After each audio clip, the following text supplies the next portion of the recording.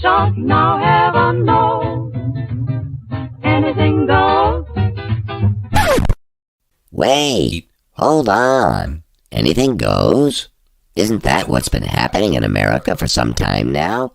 I think more and more Americans are waking up to this absurdity, and it shows by the overwhelming response we're getting with new volunteers. We hear and see you believe COS is the solution, as big as the problem. So thank you, and let's keep growing this grassroots army. Our vision is to build a strong, engaged army of self-governing activists, and our mission statement is to restore self-governance by recruiting, training, and deploying citizen activists to engage in all levels of government. So, if you've had enough of anything goes, join us every Monday at 7 p.m. as our state director and host, Dale Parrish, will show you how we can actually make a difference by using the Constitution to save the Constitution and our country. So join us now for Indiana Live. Well, good evening, everyone. Welcome to COS Indiana Live. If you've been with us before, you notice that we got a little different look this time. So, and you are correct. I want to make you aware of this. We've changed our broadcast service, and so I just decided that since we're changing our service, that we would just kind of bring you a little different look. And so you're going to see some differences in what you see on our broadcast. I also want to apologize to you ahead of time, because with a new service like we're doing here, you know, you have to get used to the kind of the ins and outs of the new program.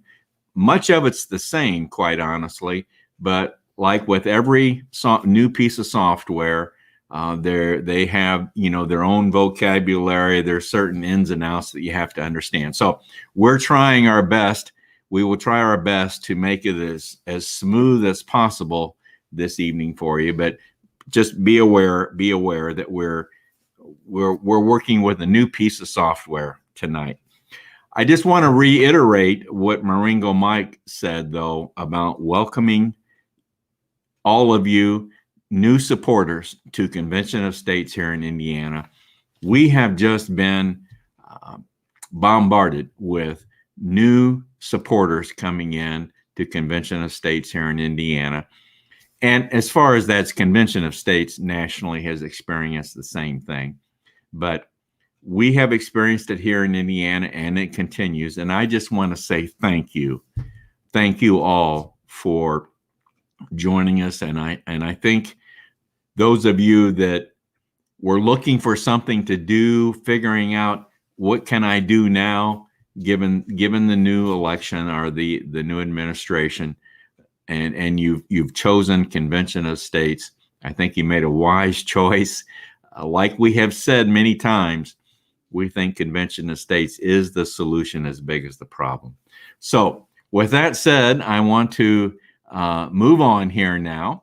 And once again, I want to remind everyone that now we're broadcasting. This hasn't changed. We're still broadcasting on our state Facebook page, Convention of States Indiana. But we're also broadcasting our live streaming on our YouTube channel, COS Indiana. So you'll be hearing more about our YouTube channel as the broadcast goes on here. But so that is an alternative way of viewing our broadcast, and that is on our YouTube channel, COS Indiana. Now, if you are viewing on our YouTube channel, please take the time to push the subscribe button and subscribe to our YouTube channel so you can be made aware of all the things that will be happening as we post to our YouTube channel. Like I said, we'll be talking a little bit more about that channel a little bit later in the broadcast. Now, I just want to go over briefly the different segments of our broadcast this evening. This part hasn't changed. Our first segment will in fact be the interview segment. We try to bring on leadership individuals from our organization here in Indiana to introduce those individuals, especially if they're new leadership individuals. And we've been getting a lot of those. So I'm going to be introducing you to a lot of new people as time goes on. However, tonight we have one of our regulars, Paul Phillips, is going to join us.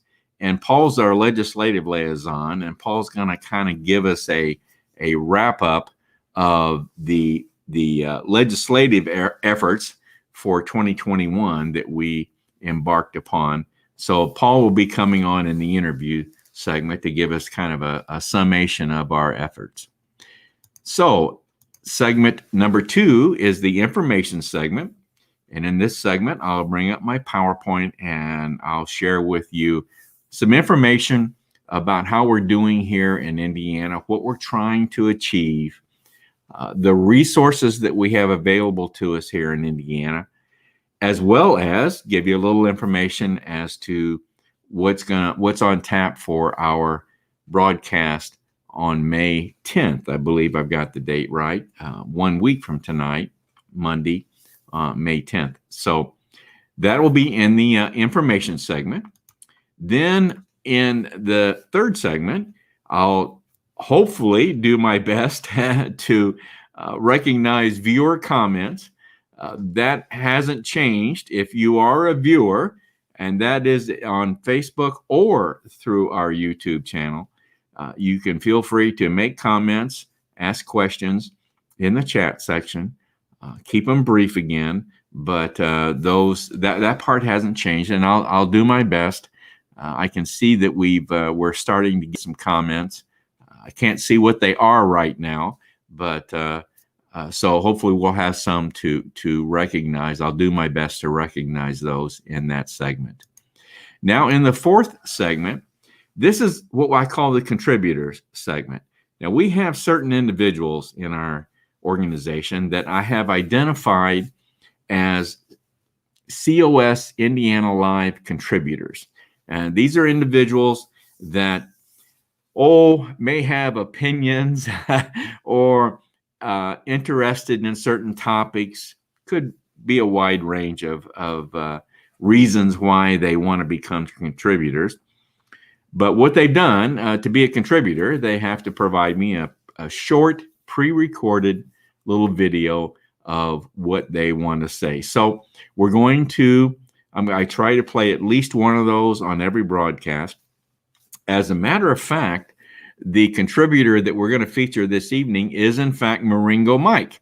So Maringo Mike's going to come back and give us a short piece of information. I think you're going to find it very, very interesting. So that'll be in the contributors segment.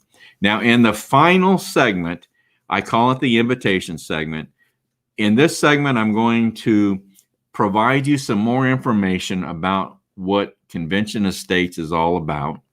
Because, those of you that are not part of our organization, you're not a supporter, you're the target audience, and you're the ones we're trying to reach. So I want to give you some basic information about what Convention of States is all about. And I'm going to then tell you and show you how to go about joining us here in Indiana or in Convention of States. So that will all be in the invitation segment. In other words, I'm going to invite you to join us here at Convention of States. So that will be in the final segment. Well, without further ado, then I would like to go ahead and bring Paul up for our interview segment. And let me see if I can get this worked out here. And we'll bring Paul up. Hello, Paul. Hi, Dale. How are you? Good. As I said to everyone, by the way, are we broadcasting okay? Did you check? It looks like it. Looks like we are. Okay. Glad to hear that. All right. Paul is our, like I said, is our legislative liaison, and Paul handles the legislative team that we have in place. So, Paul, I want to let you take the reins here and tell us about what has happened with our, what we call the call to action program for 2021. So, Paul, you want to take it away? Let me start with defining what call to action is. Okay. And it has to do with legislation that's before the General Assembly. And what we do is identify a few bills that have to do with the theme of self-governance. And we take our resources, our grassroots, and some of our technology, and do our part to support those bills and help them through the legislative process.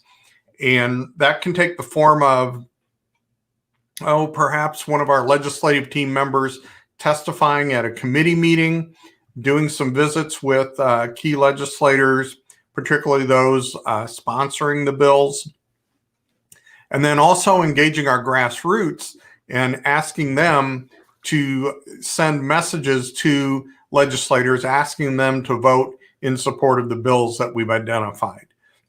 So that in general is what we call a call to action. And as a matter of fact, we had two members of our legislative team that did testify. Am I right? Yes, both did a great job. Yes, they did. Yes, they did. Yes. All right. Well, let's go to the first piece of legislation that we supported, House Bill 1384, Civics Education. How did we do on that? We did great on this one. This bill passed the House and the Senate. The governor signed it. So House Bill 1384 basically requires the establishment of an education commission to define the type of civics education that should be offered in Indiana schools. And it requires somewhere in grades 6, 7, 8, I believe it is, that there's at least one semester of civics education taught to all Indiana students. And as I said, this bill passed. It was very popular, had bipartisan support. And one of our team members, Melba Kaiser, testified in committee, and she did just a fantastic job in looking for support for this bill.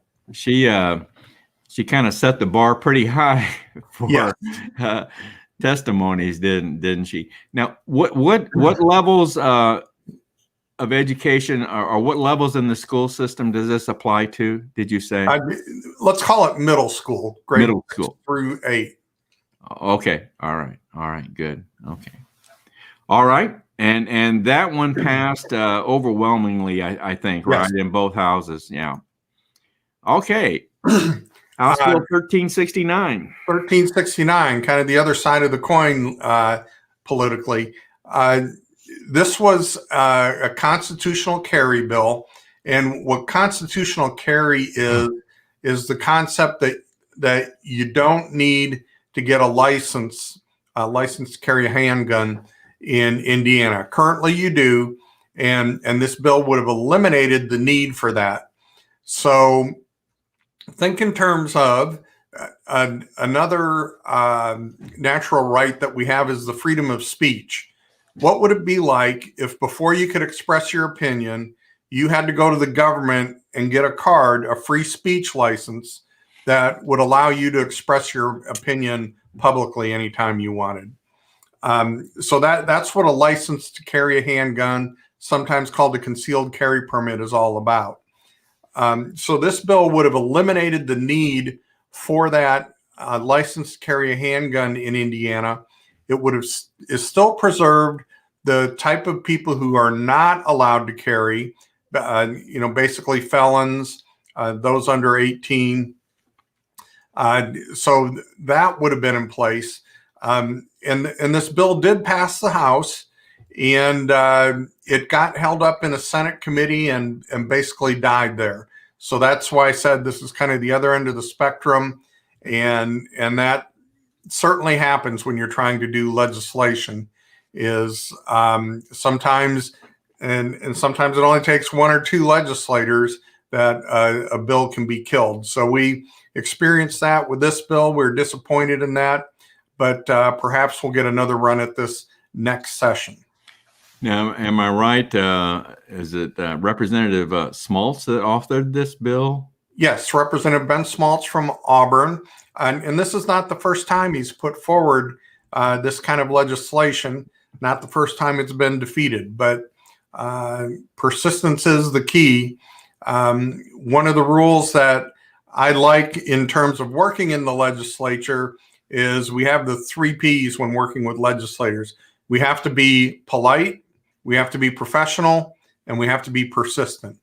So we just need some extra persistence on this bill. All right. You anticipate this will come around again? I certainly do. Okay. All right. Well, here's another one that we supported 3 pieces of legislation, right? And this is the third one, House Bill 1123, Executive Emergency Powers. So how did this turn out? Excuse me. This one gave us the opportunity for the most activity of any of the bills that we supported. So House Bill 1123 requires that when the governor declares a state of emergency, in order to continue to renew that, there's a checkpoint where the legislature can get involved. And everybody's probably aware that we had the state of emergency declared last year for COVID, and it just so happened to take place after the legislative session ended in March, it was. So the legislature was out of session until January and did not have a means to get involved and provide representation for us, the citizens of Indiana. So this bill ultimately passed, and so now there's this opportunity for the legislature to be called into session in the case of a statewide emergency and provide some input into the emergency process. So this bill passed both the House and the Senate. We had one of our legislative team members, David Waters, testify in the Senate committee, and it passed the House and the Senate, went to the governor, and as expected, the governor vetoed it. So it went back to the House and the Senate for a veto override. And we were able to engage our grassroots in a number of calls to action for passing it initially in the Senate. We had a call to action for the governor asking him to sign it. And then we had another call to action for both the House and the Senate to overturn the veto. And all total, our call to action on this bill generated roughly 2,300 messages to legislators or the governor asking for this to pass. And the largest portion of that, about 1,400 messages, were to the House and the Senate asking them to overturn the veto from the governor. And as I said, that was ultimately overturned, and this has now become law. Well, and this is where we want to use our 57,000 supporters in this state to get involved in the call to action like this. So, absolutely, this was a good opportunity for us to flex our muscle and show our legislators that we have some muscle in convention of states. So this will bite us well, I think, for future legislation too. Yeah, I believe so. And, I believe that this was our best legislative session for Convention of States since 2016, when we passed our application for the Article 5 convention. Right. Okay. Well, it's on now to prepare for 2022. That's correct. And so we'll be talking and looking at different pieces of legislation to get involved in. Again, going into the next session in 2022. Absolutely. So with that, that's a wrap. And Paul, I want Right. to thank you for coming on. You got anything else? I didn't want to cut you off. Nope, you didn't cut me off. I got out what I wanted, so You I got out appreciate the time. All right, Paul. Thank you very much for Paul. Before you leave, let me open the comments here and see if anything applies to you. So, well, I'll show this one. It says James Patrick, good evening. So James is our Patrick, I should say, is our new one of our new district captains, and he is as a matter of fact was featured on our broadcast last Monday evening. Mm-hmm. So and I wanted to show another comment here, just so I can get used to showing comments on with this new software. So here's Sue Lyon, our newsletter editor, said, "Wow, nice opening." So glad she could join in this evening and catch the broadcast. So Susan, thank you very much for your comment. Well, okay, Paul, that's it. Thank you for joining us this evening. And look forward to having you on again. Sounds good. Thanks, Dale. Thank you. Okay, folks. Now we want to get into our next segment, which is our information segment. And I'm going to bring up my PowerPoint. And what I'm going to do this time is I'm going to convert this to a full screen like we are there. And I'm going to go through the PowerPoint slides in this manner. So I just feel more comfortable doing it this way. And hopefully I've even tried to make the slides somewhat larger, the printing somewhat larger. So hopefully they'll be easy to see and to view in this kind of a look. So let's get started. Then our vision statement here in Indiana. This segment is an information segment. So this is very much oriented, very much directed toward those of you that are not part of our organization here in Indiana, not a supporter. So that's the purpose of this segment. Our vision statement here in Indiana is the same as our national vision statement, which is to build a strong, engaged army of self-governing activists. Now, Indiana has a mission statement that we've adopted, a mission statement that obviously, if we accomplish this mission statement, this will bring us closer in line with the vision statement. And that mission statement is to restore self-governance by recruiting, training, and deploying citizen activists to engage in all levels of government. Now, we have certain objectives that we're trying to accomplish here in Indiana. Very briefly, we want to get to 70,000 supporters. We just eclipsed 57,000, so we want to reach 70,000. We want to get some more young people involved. We want to get some volunteers under the age of 30. We have some, but we want to get more. We want to get to 7 region captains. Now, we have 9 regions so far, or I shouldn't say so far. We have 9 regions in the state of Indiana. We have 5 region captains in place. We're striving in 2021 to get to 7. So that's the objective with regard to region captains. 40 district captains. We are very much on our way to accomplishing this goal. It's very, very possible that by the end of May, we may be to our 40 mark by the end of May. So that would be a tremendous accomplishment for us. Implement the call to action program. Paul just explained to you what that was all about. Develop and deliver education program. You're going to see that on some future broadcasts here on COS Indiana Live. We're going to be bringing an education program to you. So that is still in the works. All right, let's get on then to, I wanted to I wanted to review the various resources that we have available to us here in Indiana. Our main resource is our national website, conventionofstates.com. Now, embedded in the national website is our state web page, conventionofstates.com/Indiana. Facebook page, I mentioned that to you earlier, Convention of States Indiana. Our YouTube channel, COS Indiana. Again, this is where we're live streaming the broadcast. Also, the YouTube channel is very much an educational resource. We have recordings of our broadcasts. We have narrated PowerPoints.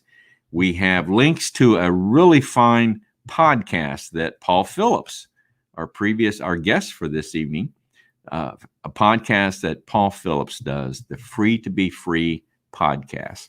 I also have, I didn't list it here, but also on our YouTube channel, we have the contributor videos that you'll see from time to time on our broadcast. So like I said, very much an educational resource. We're on Parler at D.O. Parish. We're on Instagram. We're on Twitter. And we have a tremendous state newsletter that we're very, very proud of. And I mentioned earlier that our state newsletter editor, Sue Lyon, is on the broadcast tonight. So we want to thank her for joining us. And we also want to congratulate her on such a fine state newsletter that she's publishing for us. I want to go over some upcoming events. Now, as you know, with COVID over the past year, many of these events just didn't happen. Many of the fairs and the festivals and the gatherings just didn't happen, as you all are aware. So we're beginning to see more and more of these events coming back alive, and that's a good thing. Now, coming up in May, a sporting goods store in Wabash, Indiana, Bass and Bucks, is going to host us again. This will be the second one. As soon as I get a date, I'll let you know on that. Got one coming up in June that I wanted to go ahead and put out there for you.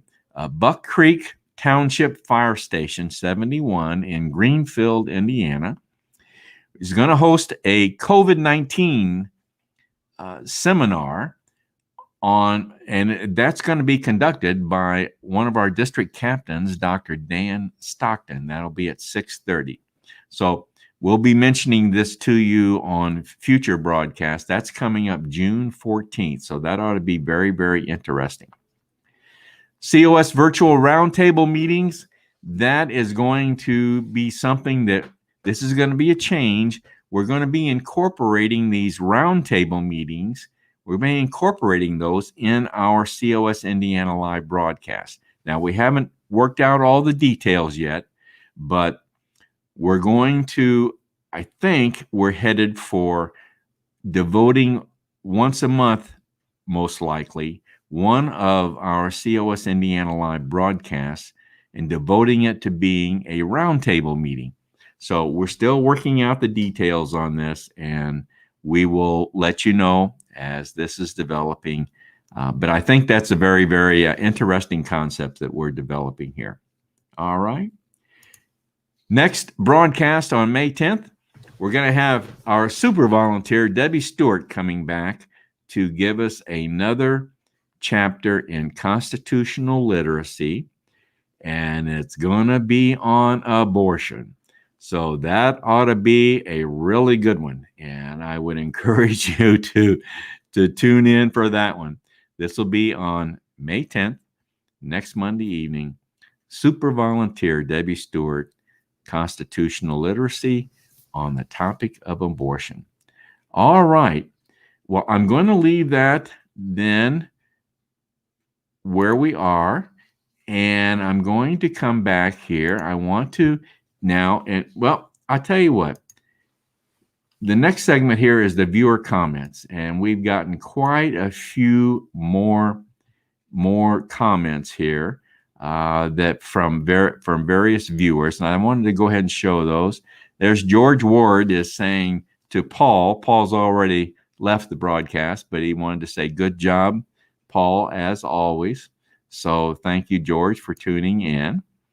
And let's see here, Dale Tipton. Now, Dale Tipton is saying, love that COS Indiana logo in the upper left.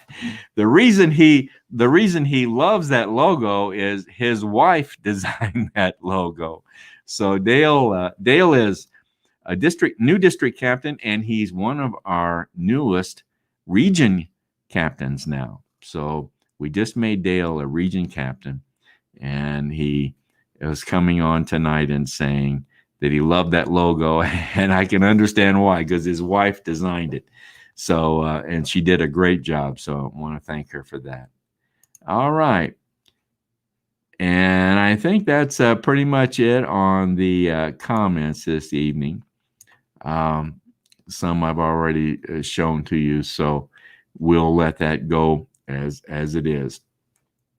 Now, what I want to do now is I want to bring up our contributor for this evening.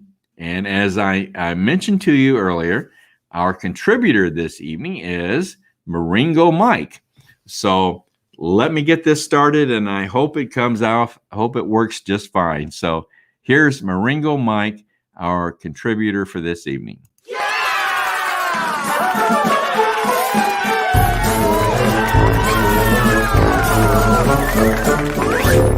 Welcome to another Maringo Mike's Corner. You know, we hear a lot about woke these days. The word originally was a reference to being awakened to social problems and can be traced back to the 1940s to its earliest usage. Today, it's being used by many different movements and for their own purposes. I really don't care if you use the word to describe what we are seeing here at Convention of States or not. The latest numbers tell the story all by themselves. As of this month, COS has 5,059,981 supporters, 1,956,106 petition signers, 173,450 volunteers, and 2,023 district captains, 15 past states, 22 pre-filed states, 7 states passed in committee, and 1 in chamber. The surge in interest and support has exploded over the past year because the American people have been poked straight in the eye, and they don't like what they're seeing. Poked to woke. However you say it, Americans are seeing Convention of States as the solution to actively say enough is enough.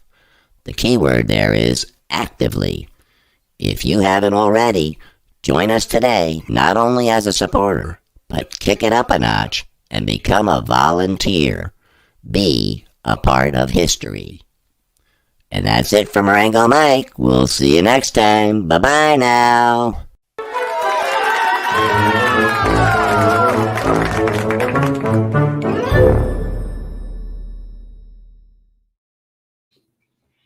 All right. Thank you, Maringo Mike. Thank you. I hope you all enjoyed that. Always love having Maringo Mike on to give us some words of wisdom from Maringo Mike. So thank you very much. Thank you very much. Well, I want to now get into our final segment, which is the invitation segment.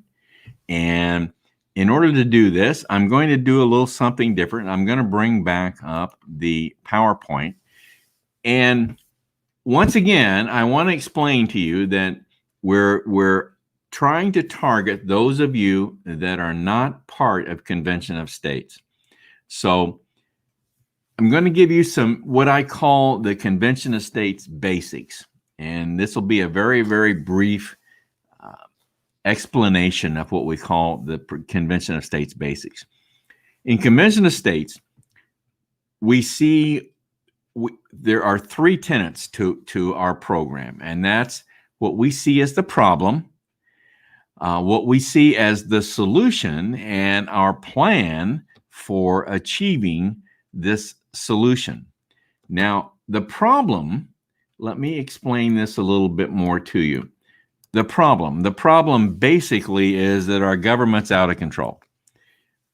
but more so that our government will not relinquish the power necessary to address some major issues that we see going on in our federal government. And we consider these issues abuses that our federal government is engaged in. Number one is the national debt, and we think that this is something that our federal, as you know, and under the current administration, spending is just going through the roof. Every administration seems to be engaged in spending. You know, we don't have a revenue problem in this country. We have a spending problem, but our elected officials have failed to address the spending problem that we have in our country. So we think this needs to be addressed with an amendment to the Constitution to address this particular area. The second area has to do with reining in the federal government and its control and breadth of control in our country. This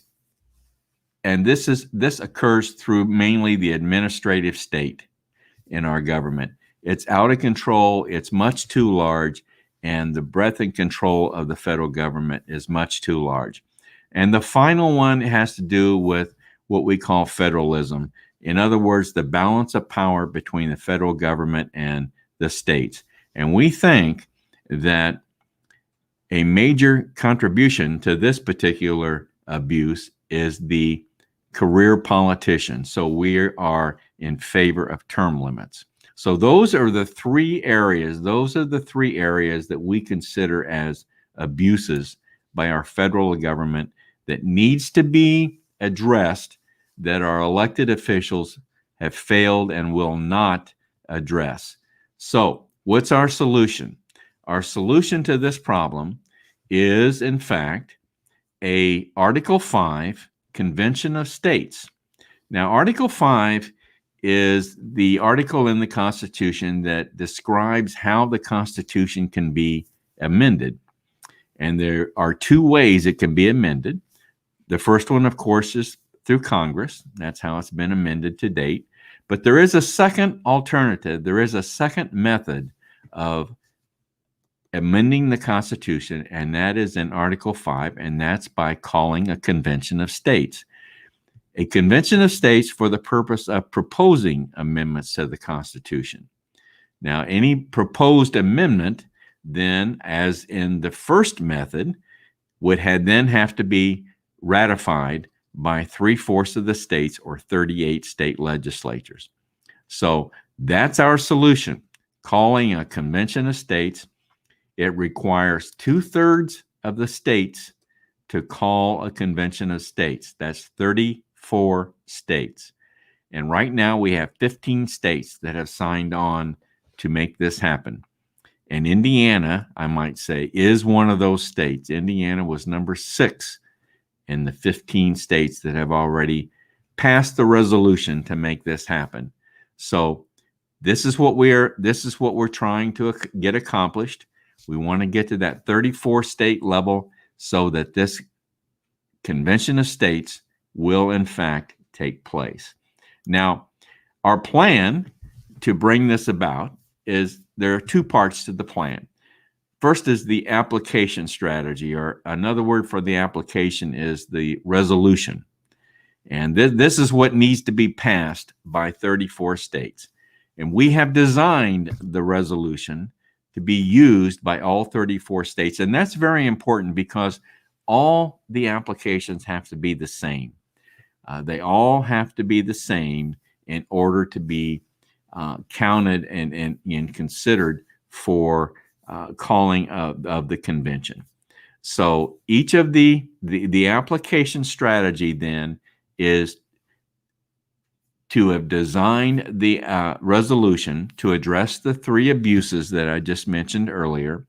And that's what's being used by each state, each of the 15 states, to pass calling for the Convention of States. The second part of the plan is where you come involved, and that's building the grassroots. And that is so, so important. As Maringo Mike pointed out, we've got over 5 million supporters across the country here that are part of the grassroots. And here in Indiana, we just surpassed 57,000 supporters, striving for 70,000 in 2021. So it's very, very important to grow the grassroots, because it's the grassroots. You are the ones that will be influencing your state legislators, your state representative, and your state senator. And they're the ones that will impact and make this convention of states happen. So that's very, very important, is growing the grassroots. So that's the plan, to use the same application or resolution and to grow the grassroots to make this happen.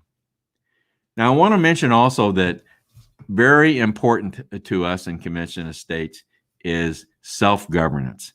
And Paul mentioned this in his interview segment earlier. We believe strongly in self-governance. Becoming part of Convention of States is engaging in self-governance, but we also encourage everyone in Convention of States, and especially our leadership individuals, to get involved in your, not only in the federal government, but get involved in your state, your county, your city, local organizations, community. Get involved and make a difference. That's where you have an influence, is the lower and the closer that those organizations are to you, the greater influence that you will have in that making something happen there. So self-governance, that's so very, very important. Well, I want to wrap it up this evening then, and if I can get back to where I need to be, okay? I want to stress to you that joining Convention of States is so very important, and I want you to understand that by joining Convention of States, you'll be making history. You will be helping us make history, and I want to be sure that you understand this. And this is how I want you to understand. This is how you can join us here in Convention of States.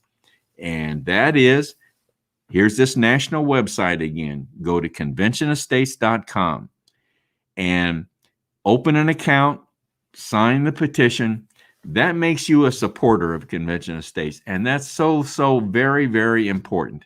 That's a big step, becoming a supporter of Convention of States. Now, if you have some time and you want to get further involved in Convention of States, then click on the menu selection, Take Action, and scroll down to where it says Become a Leader, and look at the different volunteer leadership opportunities that we have available here in the state. Now, if there's one of interest to you, take a look at it, open it up, read about it. If you're very interested and you want to find out more information about it, go ahead and make application. You're not obligated in any way. Don't worry about that. But what that does then is your name comes up on a report that I see and some others see every day, and one of us will be in contact with you to further discuss that possibility. Now, please understand that there's a time commitment involved here. Some of these positions require very little time. Others obviously are going to require more time. You're the only one that can determine how much time you're willing and able to support and to devote to Convention of States. But we would love to have your involvement. A lot of people, I'm telling you, a lot of people right now have made that decision to get involved. Maybe just as a volunteer, but there have been others that have also decided to take on other leadership positions. Becoming a district captain is a key position for us. So take a look at that one if you're interested in getting involved. So that's how you get involved in Convention of States. First step is go to our national website, open an account, get involved, become a supporter, and then look at a possible leadership position. All right. Well, I want to stress the point of once you join us and you become part of our organization, you're going to be making history, folks. This is calling an Article 5 convention of states. Has never been done before. So you're going to be making history. So I want to encourage you, and I want to make that note very clear to you. You're going to be involved in making history. So with that said, folks, I want to say good night to you. Hopefully we've come to you without too many mistakes this evening. I've made note of a few, but I think overall we did a pretty good job this evening. I think, at least. We'll see how the recording comes out and so forth and so on. So we'll be here again next Monday evening, May 10th, 7 p.m.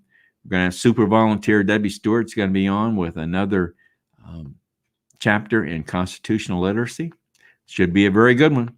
So with that, folks, I want to say good night. Have a good evening, everyone. See you next week. Good night.